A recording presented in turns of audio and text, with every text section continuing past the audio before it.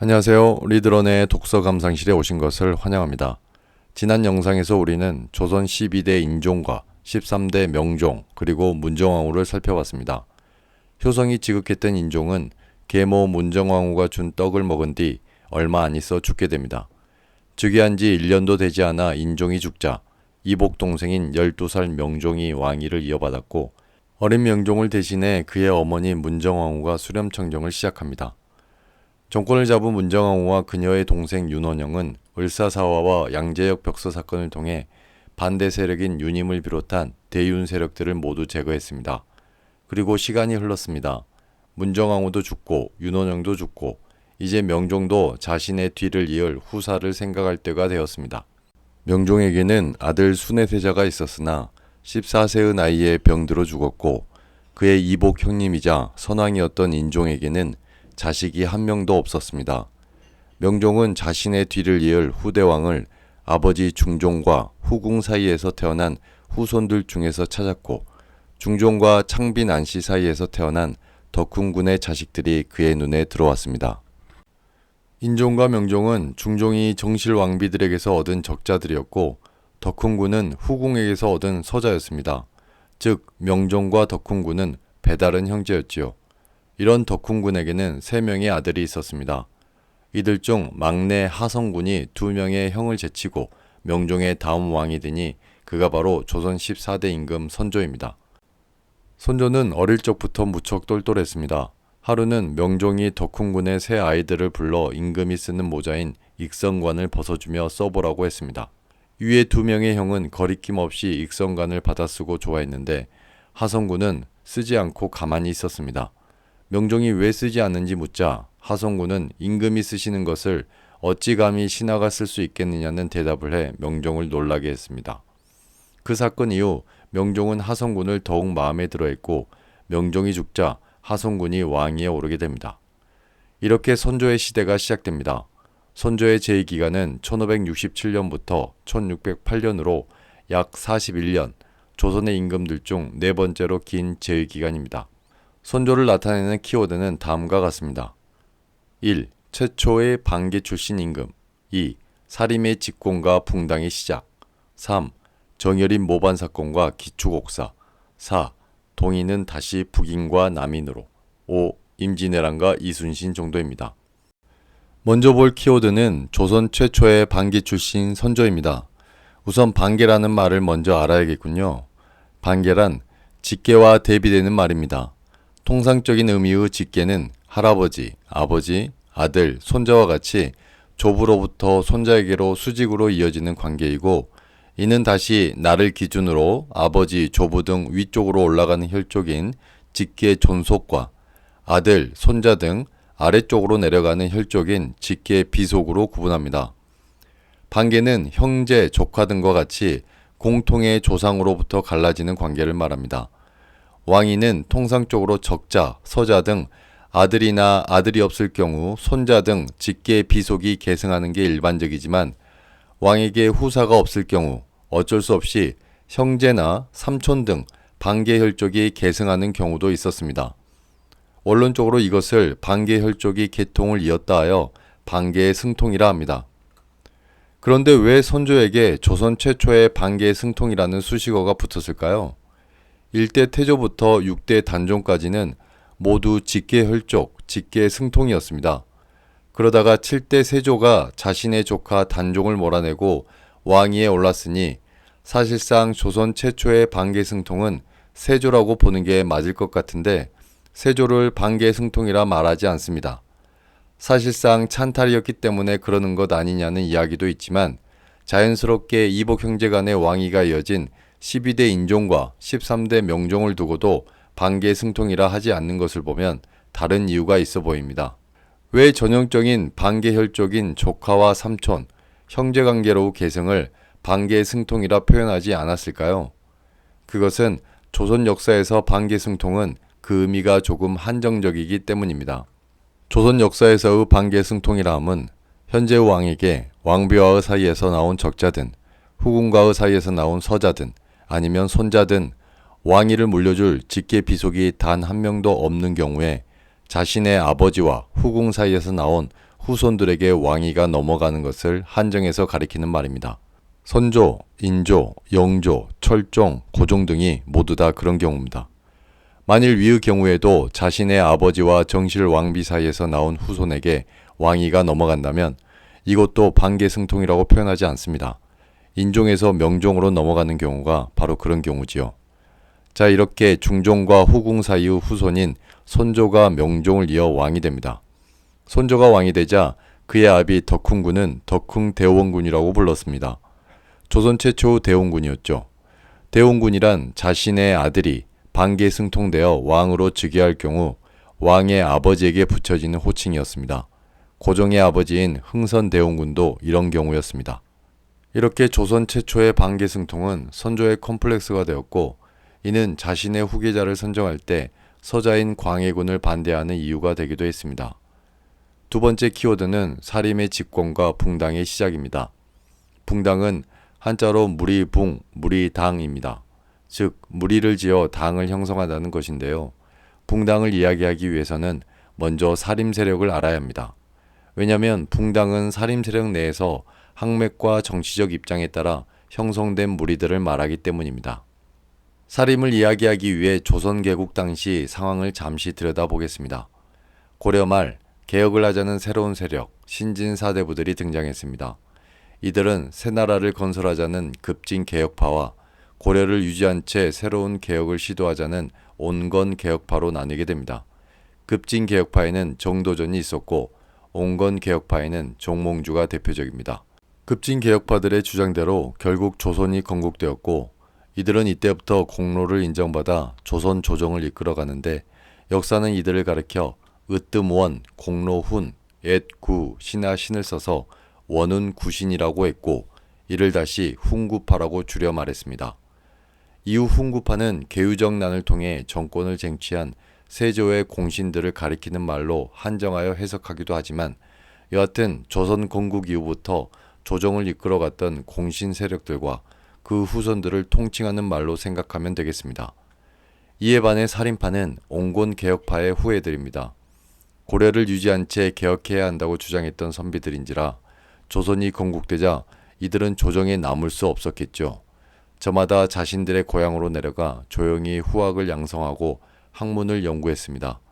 사람들은 이들을 선비사, 수풀림을 써서 사림이라고 하였고 대표적으로 길재가 있었습니다. 그리고 1대 태조부터 9대 성종까지 쭉 시간이 흘렀습니다. 훈구파들은 여전히 정계의 핵심에서 승승장구하고 있었는데 이런 모습들이 9대 임금 성종은 못마땅해 보였습니다. 성종은 길재의 학통을 이어받은 김종직을 필두로 지방에 있는 사림 세력들을 하나둘 중앙관직에 등용시켰고 이를 통해 훈구파들을 견제했습니다. 정계에 진출한 사림 세력이 늘면서 기존 훈구파 세력들과 대립구도가 형성되었고 이런 대립구도 속에 사림들이 화를 당하는 사건이 조선 역사상 4번 일어나는데 이를 사림들이 당한 화라고 하여 사화라고 합니다. 10대 임금 연산군 때 무오사와 갑자사화, 11대 임금 중종 때 김효사화, 13대 임금 명종 때 을사사화가 그것입니다. 이런 4번의 사화를 통해 많은 사림들이 죽거나 유배되었습니다. 살아남은 사림들은 다시 지방으로 낙향하여 조용히 서원, 향약, 유향소를 기반으로 실력을 양성했고 14대 임금 선조 때 다시 중앙정계로 진출하게 됩니다. 이때쯤 그동안 승승장구했던 훈구 세력들은 시간이 흐름에 따라 자연 도태되어 역사 속으로 사라지게 됩니다. 훈구파가 사라진 조정은 살인파로 가득 찼고 붕당의 이야기는 여기서부터 시작됩니다. 사림들은 서경덕, 이황, 조식 등의 제자들이 많았고 학맥과 지역에 따라 조금씩 분파를 형성해 갔습니다. 하지만 아직 붕당이라 말할 만한 단계는 아니었습니다. 그러던 중 사림 세력이 최초로 동인과 서인이라는 두 파로 갈라지는 일이 일어나는데 사건의 발단은 이조전랑이라는 오품 관직에서 출발합니다. 이조전랑이라는 직책은 품계는 낮았으나 인사권을 가진 핵심 요직이었습니다. 요즘도 인사가 만사다라는 말이 있을 정도로 어느 조직이든 인사팀 소속은 지위 고하를 막론하고 중요한 자리인데 과거에는 얼마나 더했겠습니까?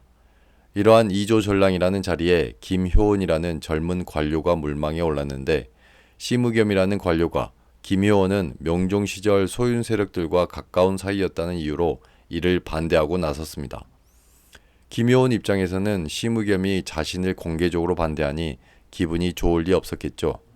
다행히 심의겸의 반대에도 불구하고 김효원은 2조 전랑직을 맡게 되었고 김효원은 심의겸에게 이를 갈았을 것입니다. 시간이 흘러 김효원이 2조 전랑직에 물러날 때쯤 이들의 고약한 인연이 펼쳐집니다. 김효원의 후임자로 심의겸의 동생 심춘겸이 거론된 것입니다. 후임자 청구권이 있었던 김효원은 보란듯이 심의겸의 동생 심춘겸을 반대했고 이 사건을 계기로 김효원과 심의겸은 극한의 대립으로 치닫게 됩니다. 그리고 이런 김효원과 심의겸의 대립을 지켜보던 살림 세력들 역시 두 파로 갈라지는데 동쪽에 사는 김효원을 따르는 세력을 동인이라 했고 서쪽에 사는 심의겸을 따르는 세력을 서인이라 했습니다. 이렇게 조정의 신하들은 동인과 서인으로 양분되었으니 조선의 붕당이 시작된 것입니다. 시간이 흘러 조정은 동인들이 장악해 나갔고 선조는 율곡 이의를 가까이 두며 동인을 견제해 갔습니다.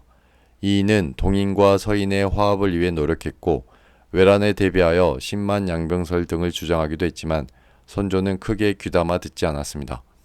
그러다 동인이 다시 한번 두 세력으로 갈라지는 사건이 일어나는데 이는 세 번째 키워드인 정여립 모반 사건과 기축옥사와 관련된 내용입니다. 정여립은 과거에 급제한 뒤 정계에 진출하였습니다. 처음 이의 등을 지지하며 서인 쪽에서 활동했으나 이후 동인들이 정계를 장악하자 동인으로 이동해 이의 등을 비판하기도 했습니다. 이런 정여립의 행동들은 좋지 않게 보여졌고 결국 그는 관직에서 물러나 고향인 전라도 전주로 낙향합니다. 고향에 내려간 그는 대동계라는 단체를 조직했고 정기적으로 모여 사냥과 군사훈련 등을 하였습니다.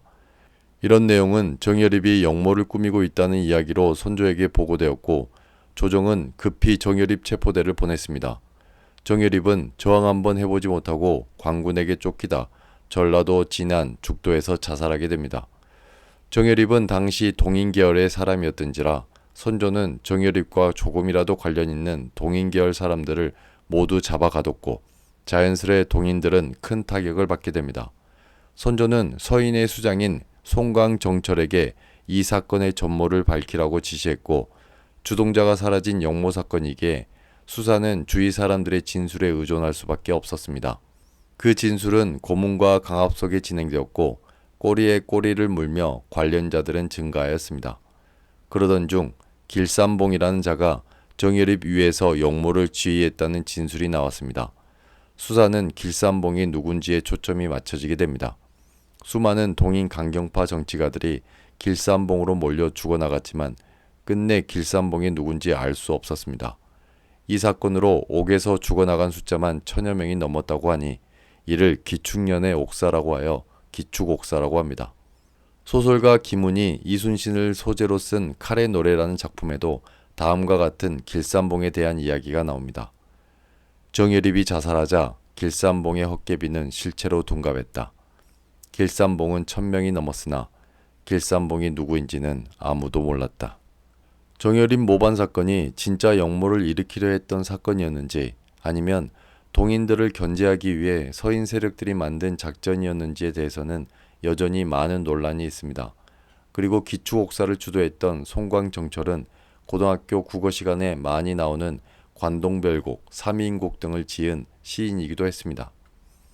기축옥사로 인해 큰 타격을 입은 세력은 동인 중에서도 강경파들이었습니다. 유성룡을 필두로 한 이황의 제자들은 같은 동인이었지만 온건파에 속했고 이들은 큰 화를 입지 않았습니다.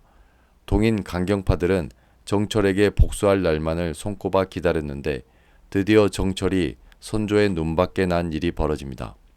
당시 선조는 정실왕비인 의인왕후 박씨와의 사이에 적자가 없었고 후궁들과의 사이에서만 아들들이 많았습니다.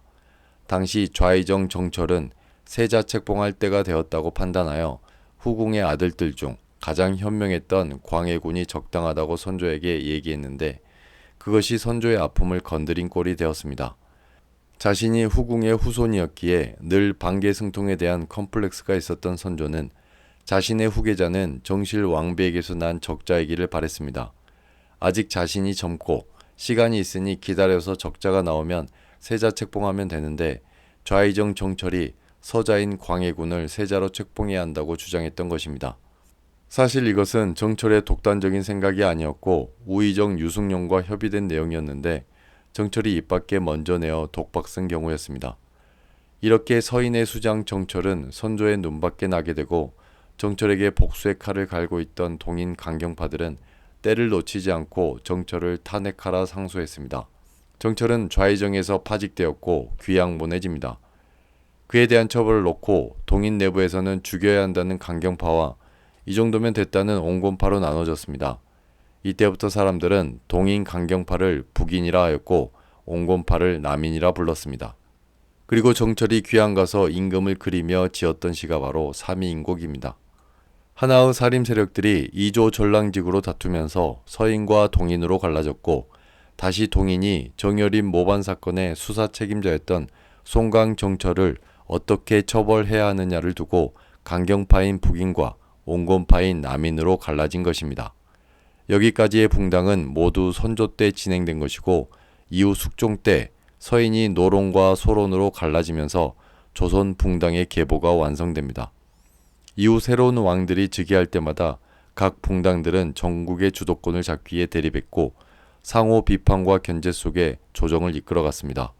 이후 진행될 왕들에 대해서는 당시 집권 세력들이 어떤 세력이었는지 자연스럽게 살펴보도록 하겠습니다.